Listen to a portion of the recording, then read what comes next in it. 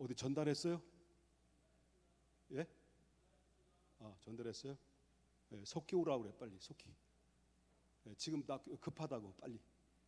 예, 속히 오라고 그러세요. 예. 제가 오시면 내가 얘기할게요. 지금까지 좀 기다리겠습니다. 자, 옆에 인사 나누죠. 인사를 안 했구나. 사랑합니다. 축복합니다. 인사합시다.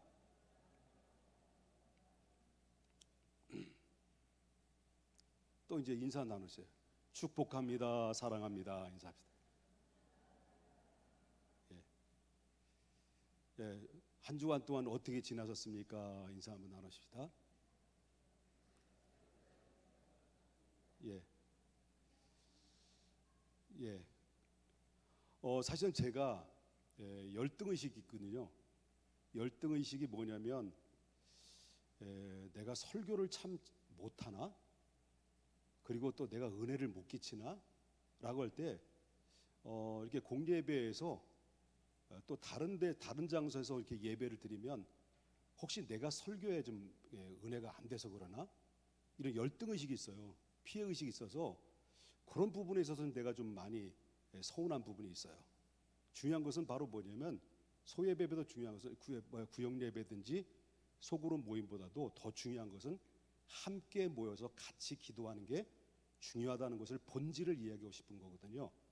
그렇기 때문에 나는 열등의식이 있어서 혹시 내가 설교하는 데 있어서 예배 인도 안에서 은혜가 떨어져서 그런가라는 오해를 가질 수 있으니까 앞으로는 그 문제에 대해서 여러분 꼭 신경을 써주셔야 될 줄 믿습니다. 본질은 같이 모이는 공예배라는 것을 기억해야 될 줄 믿습니다. 다시 한번 인사합시다. 사랑합니다. 축복합니다. 네, 이제 예배 그만 드릴까요? 설교 은혜도 안 되는 것 같은데, 자 오늘은 제목을 주는 나의 방패라고 하는 제목을 가지고 함께 은혜를 나누고자 합니다. 여러분이 함께 읽었던 말씀의 본문의 배경은 이와 같습니다. 다윗이 자기의 아들 압살롬의 반역이 일어났어요. 반역이 일어나서 다윗은 급하게 그 압살롬의 그 아들의 그 칼 앞에 피하기 위해서 급하게 왕궁에서 빠져나옵니다. 빠져나올 때 그 심정, 아들한테 배신당하고 그 주변에 함께 있던 모든 신복들에게 배신을 당하고 생명의 위협을 받으면서 홀로 이렇게 빠져나올 때 그 심정을 바로 그대로 노랫말로 표현해서 오늘 기록한 내용이 저와 여러분이 함께 읽었던 내용이다라고 볼 수 있다라고 하는 것입니다. 지금 다윗은 쫓기는 신세가 되었어요. 그것도 뭐냐면 여러분 경험이 있으신지 잘 모르겠습니다만은 빚을 졌어. 부도가 났어. 이제는 빈 깡통밖에 안 남았어요. 털털해요. 빚독촉은 계속 오죠. 이제는 어디 피할 곳도 없죠. 그러다 보니까 여기 피하고 저리 피해서 빚독촉에 시달려서 막 스트레스를 받고 하루에 두세 번씩 졸도하기 일보 직전에 놓여 있는 그 신경이 곤두선 상태 속에서 여러분 이리 쫓기고 저리 쫓기면 얼마나 그 신세가 좋을까요? 처량할까요? 완전히 처량한 것이죠. 그러니까 한마디로 말한다면 그 삶은 사는 게 아니고 웃는 게 아니다라고 하는 것입니다. 그것도 억울하게 죄도 없이 자기 아들로부터 배신당한 거예요. 다윗은 자기 아들로부터 배신을 당했기 때문에 다른 신복들이나 어떤 제3자에 의해서 배신을 당하게 되면 충격이 덜할 거예요. 그런데 자기 아들입니다. 자기가 낳았고 자기가 길렀고 자기가 신뢰했던 그 아들로부터 배신을 당하고 그리고 또한 뭡니까? 폭동을 일으켜서 대적하는 그런 가운데 있다 보니까 다윗은 충격은 일반적인 사람들로부터 받은 충격보다는 훨씬 더 충격이 심했다라는 것을 우리가 보게 된다는 거죠. 여기에다 뭐냐면 아들로부터 배신당했죠. 버림받았죠. 거기에다가 설상가상으로 바로 뭐냐면 그를 따랐던 수많은 사람들이 이제 다윗을 향해서 손가락질을 합니다. 그리고 대적하여서 말하기를 뭐라고 이야기하냐면 하나님이 도우심을 얻지 못하는 자라고, 봐라, 하나님을 그렇게 말씀드리고 그렇게 노래를 하고 그렇게 하나님을 찬양하고 그렇게 하나님을 의지하더니 꼴 좋다, 예, 내가 진작 이런 일이 있을 줄 알았어 라고 하면서 그를 따랐던 수많은 사람들이 오히려 그 다윗 왕을 대적하고 손가락질을 하고, 그리고 바로 하나님이 구원하시는 보자, 하나님이 구원 안 하실 걸 등등 온갖 비난을 봅니다. 그런가요? 이런 사람들에게 바로 뭐냐면 사람들의 다윗의 평가는 뭐냐면 매우 이런 가운데 치명적인 거죠. 그러니까 아들로부터 버린당하고 백성들로부터 외면당하고 조롱받고 이렇게 멸시당하는 이런 상태 속에서 이렇게 쫓겨나는 가운데 그 심정은 이루 말할 수가 없을 거라고 하는 것을 보게 돼. 한마디로 만약에 우리가 만약에 그런 위치에 처해 있고 우리는 그런 상황에 처했다고 한다면 우리는 멘붕에 빠질 수밖에 없을 거예요. 우리 신앙? 여태까지 신앙을 쌓아 올렸고 40년 동안 신앙생활했고 30년 동안 신앙생활했고 나름대로 기도도 열심히 했고 나름대로 열심히 주일 성수했고 헌신도 했고 하나님 나라를 믿는다고 하지만은 막상 다윗같이 이런 상황에 부딪히게 되면 멘붕이 올 수밖에 없는 거죠. 여기에는 뭐도 안 보입니까? 하나님도 안 보이는 거죠. 기도가 되겠습니까? 안 나오는 거예요. 오히려 바로 뭐냐면 그럴 때 나에게 가해를 했던 가해자들을 향해서 원망하고 그리고 증오하고 분노하고 원수를 맺고 한번 두고 보자라고 이렇게 사람들은 사람 탓을 하게 되고 원한을 삼습니다. 상처를 받습니다. 어떤 경우는 환경을 탓합니다.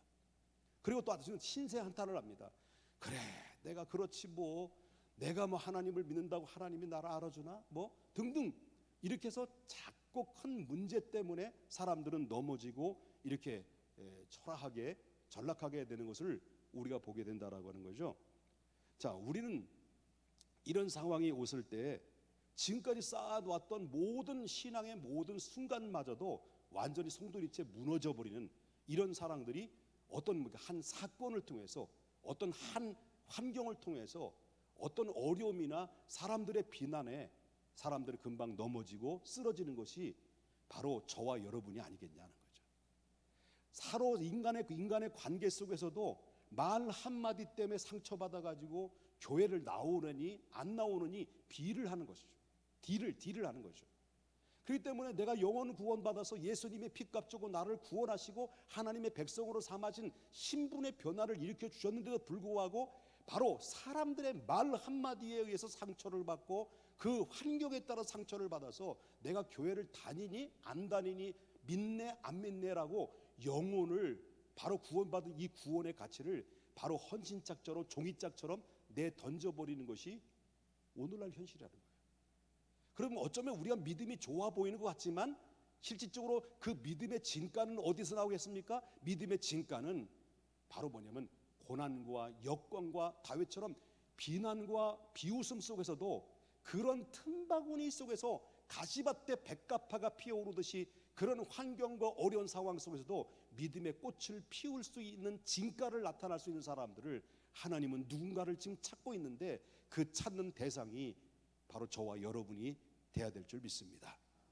많은 사람들은 이렇게 분토처럼 무너지고 쓰러지고 좌절의 늪에 허우적거릴 수밖에 없는 이런 상황에 놓여 있는데도 불구하고 그러나 다윗은 바로 뭐냐면 우리와 달랐다는 거예요.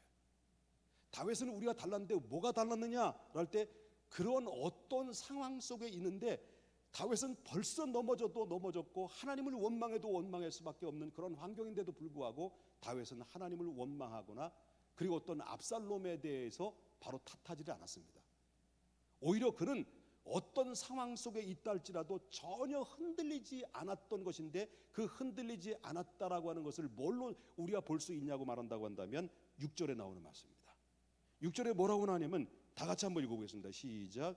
천만인이 나를 에워싼 진을 친다 하여도 나는 두려워하지 아니라. 천만인이 나를 에워싸고 진을 친다 할지라도 나를 죽이려고 계속 나를 목을 조여 온다 할지라도 나는 절대로 두려워하지 않는다. 왜냐하면 그 이유가 뭐냐고 물어본다면 바로 뭐냐면 3절에 나오는 말씀입니다. 3절에 뭐라고 그랬습니까? 여호와여 주는 뭐이시기 때문에? 나의 방패이시오, 나의 영광이시오, 나의 머리를 드시는 분이시기 때문에 나는 그분을 신뢰하기 때문에.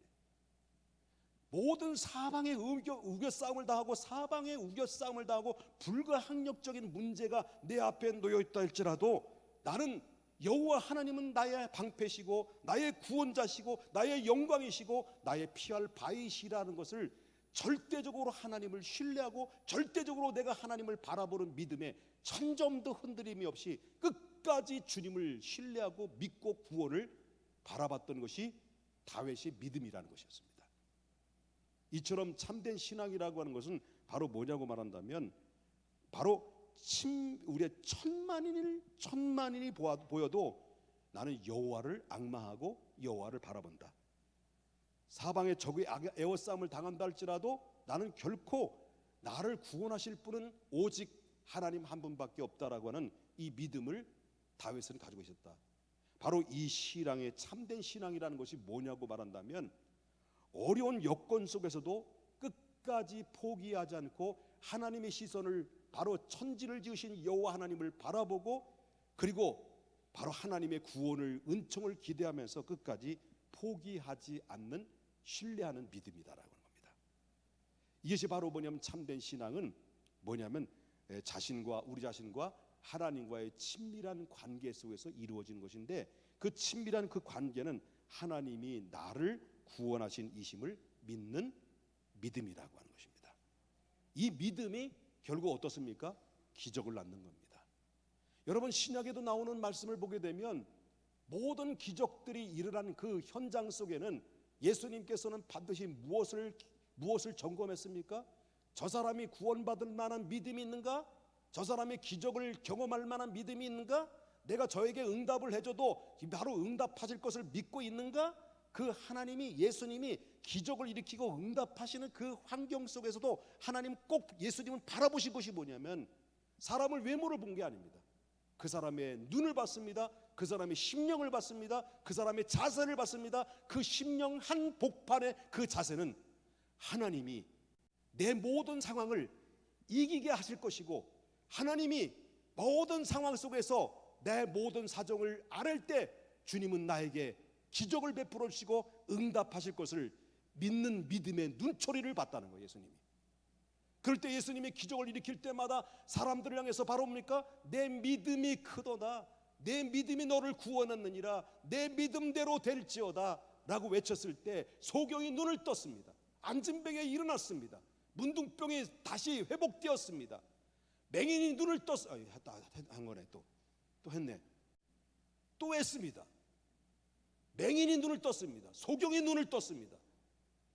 그러니까 이 모든 기적들은 예수님이 신약 성경에 나오는 모습을 보면 기적을 일으켰던 기적의 현장 속에는 저들의 뭡니까? 내가 주님 앞에 구하고 찾고 두들길 때 내게 주신 은혜 가운데 하나님 은혜 가운데 나에게 응답하실 거라는 것을 믿는 믿음이었고 하나님의 살아계심을 신뢰하는 신뢰의 믿음이었습니다. 여러분 기적을 바라시는 것은 저도 마찬가지고 여러분들도 마찬가지입니다. 여러분 이 시간에 하나님 앞에 나와서 기도의 자리에 찾아왔어요. 이 시간 하나님 앞에 기도의 자리에 여러분들을 내가 찾아왔다라기보다는 하나님이 여러분들을 초대했습니다. 기도의 자리를 초대한 이유가 뭐겠습니까? 바로 가나 혼인잔치에 모든 것이 준비됐다는 거예요.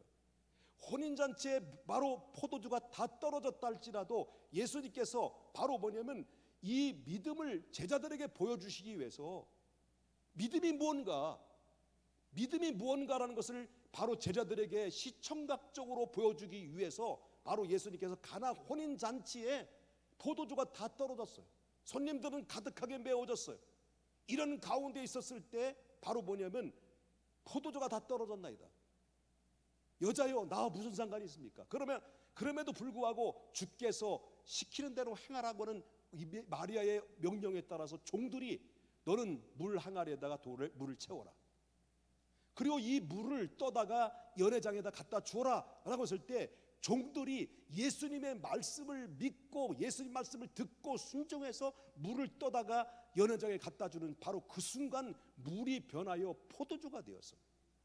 이전보다도 여태까지 맛볼 수 없는 엄청난 진액의 포도주를 이 잔치에 완전히 성공적인 잔치로 마무리했다는 거죠. 바로 예수님께서 물로 포도주를 바꾸어서 기적을 일으키는 그 목적에 의해서 예수님께서 물로 포도주를 만든 게 아니라는 거예요. 바로 봐라, 믿음이라는 것은, 이 기적이라는 것은 무엇으로 이루어지느냐? 바로 종들이 예수님의 말씀을 신뢰하고 그 말씀대로 순종하여 물을 떠다가 아구에 채우고 그 채워진 물을 연회장에 갖다서 순종의 발걸음을 움직일 때, 믿음과 신뢰와 순종이 따를 때 여기에 뭐가 있느냐? 기적이 있다라는 것을 예수님께서는 제자들에게 보여준 사건이라는 거예요. 우리 주님이 여러분들에게 요구하는 게 무엇일까요? 응답해 주시기를 원하시기도 합니다. 기적을 베풀어 주길 원합니다. 여러분 모든 소원을 다 들어주기를 원합니다. 그러나 중요한 것은 바로 뭐냐면, 그 이전에 우리 주님이 여러분의 눈초리를 바라보고, 우리 주님이 여러분의 심령을 바라보고, 우리 주님이 내 마음의 심령 상태를 바라보길 원하는 것은 바로 뭐냐면 믿음이 있는가 합니다. 구원받을 만한 믿음이 있는가? 응답받을 만한 믿음이 있는가? 여호와 기도하는 그 기도의 마음 속에 예수 그리스도의 사모하는 마음이 있는가? 이 믿음이 있는가를 예수님께서는 여러분 지금 이 순간에 여러분들의 기도의 모습을 보기를 원하는 것이고 중심을 보시기를 원하시는 겁니다. 그러게 여러분들을 예수님이 초청하신 겁니다. 이 기도의 자리는 내가 발걸음을 온 것 같지만 그러나 우연이라고 볼 수는 없습니다. 하나님의 섭리 가운데 여러분이 이끌려서 억지로 왔던, 일부러 왔던, 은혜 받기로 왔던 간에 이 자리에 앉은 것은 하나님이 여러분들을 향한 사랑의 초대임을 믿습니다. 그렇기 때문에 저와 여러분은 중요한 것은 바로 뭐냐면 하나님을 끝까지 믿고 신뢰하며 하나님이 내 기도를 응답하실 것을 믿고 감사함으로 기도할 때 기적은 일어나는 겁니다. 닫혔던 문은 열려지는 것입니다. 그렇기 때문에 모든 기적은 어디에서 이루어지느냐 할 때 내 믿음대로 될지어다. 내 믿음이 너를 구원했느니라.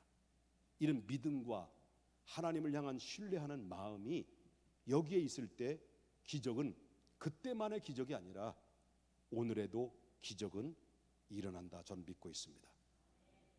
자, 참된 신앙이라고 하는 것은 뭐냐라고 할 때 사람을 신뢰하거나 사람께로부터 인정받는 게 아닙니다. 특별히 찬양하는 친구들도 뭐 있습니다만은 찬양하는 친구든지 특별히 우리 알아야 될 것이 바로 뭐냐면 악기를 다루는 친구들은 전부 다 뭐예요? 우리가 자칫 잘못하면 보여주는 겁니다. 찬양 인도하는 것도 사람들이 다 보고 있는 겁니다. 그럼 우리는 보여주는 사람들입니다. 바로 악기를 다루는 친구들도 바로 뭐냐면 사람들이 보고 있습니다. 근데 만약에 우리가 사람들이 보는 가운데 우리가 사람들에게 인정받고 사람들에게 좋은 평가를 받는 목적으로 거기에 무게 중심이 찬양 인도하는 사람들이 거기에 무게 중심이 들려 더 심하게 무게감이 있다고 한다면 그것은 바로 하나님을 향한 찬양이 아닙니다. 사람을 기쁘게 하고 사람에게 보여주기 위한, 인정받기 위한 것이기 때문에 신앙과는 전혀 상관없는 겁니다. 자칫 잘못하면 신앙과 전혀 상관없는 찬양 인도가 될 수 있고 담임 목사도 마찬가지라는 거예요. 바로 내가 하나님 앞에 행하지 않고 순종하지 않는 가운데 순종하라 이렇게 이야기할 때 40년 동안 나와 30년 동안 나와 같이 신앙생활 한 사람들이 볼 때 우리 목사님이 행하지도 않으면서 나보고 순종하지도 않으면서 우리가 순종하라? 그럴 때 생각나는 게 뭘까요? 친절한 금자씨, 너나 잘하세요, 이 말이 나온 거 아니겠습니까? 그렇기 때문에 설교하는 설교자도 앞으로 인도하는 인도자도 바로 뭐냐면 믿음의 본을 보여줘야 된다는 거죠. 믿음의 모델이 되어야 된다는 거죠. 순종을 요청합니까? 그럼 순종하는 자가 되어야 된다는 거예요. 그럼 담임 목사 너는 순종 잘하냐? 순종하죠. 순종 잘하죠. 누구에게 순종하느냐가 문제지. 중요한 것은 저도 부족한 거죠. 그래서 제가 설교할 때 저와 여러분이라는 말을 잘 사용하는 것이 그 이유예요. 나도 변화되자, 너도 변화되자. 그래서 우리 함께 변화돼서 바로 하나님 앞에 끝까지 신뢰를 보내는 하나님의 사람이 돼요. 우리의 신앙의 대상은 사람으로부터 평가를 받고 사람들로부터 인정받는 그런 신앙의 참된 신앙의 모습은 아니다라는 거죠. 여러분, 참된 신앙은 바로 뭐냐면 오직 하나님을 신뢰하고 그에게 인정받는 것이 참된 신앙이라는 것을 믿으셔야 될 줄 믿습니다. 비록 천만인이 나를 대적한다 할지라도 하나님께서 나를 붙드신다는 사실을 믿고 동요하지 말고 비굴하지 말고 바로 오직 주님만 높이고 그분에 따라서 높여드렸을 때 기적은 멀리 있는 것이 아닙니다. 응답은 멀리 있는 것이 아닙니다. 저도 목회를 40년 가까이 하면서 수 없는 기적 같은 응답들을 받아오면서 하나님 앞에 작고 큰 응답을 받으면서 하나님 앞에 늘 고백하는 것이 단골 손님처럼, 소위 말한다면 나 때는 정말 이렇게 내가 행했던 모든 행함보다도 하나님 내게 베푸신 은혜가 더 많이 크다라는 것을 느끼고 있다. 그만큼 우리가 행한 것보다도 우리의 베푸신 은혜가 더 무게감이 많이 생기는 것은 우리의 부족함을 아시는 하나님, 그럼에도 불구하고 나를 긍휼히 여기시고 긍휼히 불쌍히 여기셔서 그 지극히 작은 믿음과 지극히 작은 행동 하나에 주님은 감동받으시고 응답하시고 역사하시는 분이라는 것을 여러분 믿으셔야 될 줄 믿습니다. 여러분, 우리의 사람의 기준을 두지 말고 오직 하나님께 신뢰를 해야 될 줄 믿습니다. 우리 환경의 기준을 두지 말고 오직 하나님을 신뢰하는 그 믿음이 여러분들을 승리케 만들고 저도 승리케 만들어서 우리 모두가 그리스도 안에서 승리자의 발걸음과 승리자의 깃발이 내 삶의 영역 속에서 꽂혀지면서 계속해서 하나님의 기적의 역사의 범위가 넓혀질 수 있기를 주님의 이름으로 축원합니다. 할렐루야. 저 옆에 분 인사합시다. 우리 믿음 너희 인사합시다. 우리 찬양 한 곡 부르겠습니다.